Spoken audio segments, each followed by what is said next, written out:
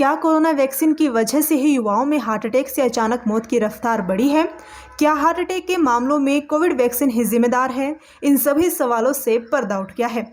ICMR और AIIMS की report में खुलासा हो गया है कि युवाओं में बढ़ती अचानक मौतों का कोरोना वैक्सीन से कनेक्शन है या नहीं। दरअसल देश में कुछ समय से ये चर्चा हो रही थी कि कोविड-19 की वैक्सीन लेने के बाद कई युवाओं की हार्ट अटैक से अचानक मौत हो रही है।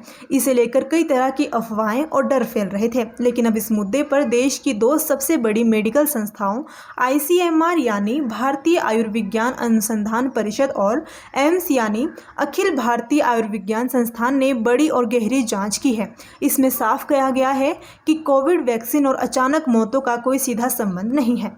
इन मौतों की वजह जानने के लिए आईसीएमआर और एनसीडीसी ने मिलकर दो अलग अलग रिसर्च की। एक स्टडी पुराने डेटा के आधार पर की गई और दूसरी स्टडी असली समय में चल रही है। चलिए जानते हैं पहली और दूसरी रिपोर्ट में क्या क्या है। आईसीएमआर की नेशनल इंस्टीट्यूट ऑफ एपिडेमियोलॉजी ने मई से अगस्त 2023 के बीच स्टडी की। इसमें 19 राज्यों और केंद्र शासित प्रदेशों के 47 बड़े अस्पतालों से डाटा लिया गया। इसमें 18 से 45 साल की उम्र के उन लोगों को शामिल किया गया जो पहले पूरी तरह स्वस्थ दिखते थे, लेकिन अक्टूबर 2021 से मार्च 2023 के बीच अचानक उनकी मौत हो गई। इस रिसर्च का नतीजा साफ है कि कोविड-19 की वैक्सीन लेने से अचानक मौत का खतरा नहीं बढ़ता। एम्स दिल्ली एक और स्टडी कर रहा है जो भी चल रही है। इसमें यह देखा जा रहा है कि आखिरकार युवाओं की अचानक मौत की असली वजह क्या है। अब तक की शुरुआती रिपोर्ट बताती है कि हार्ट अटैक ऐसी मौतों की सबसे आम वजह है।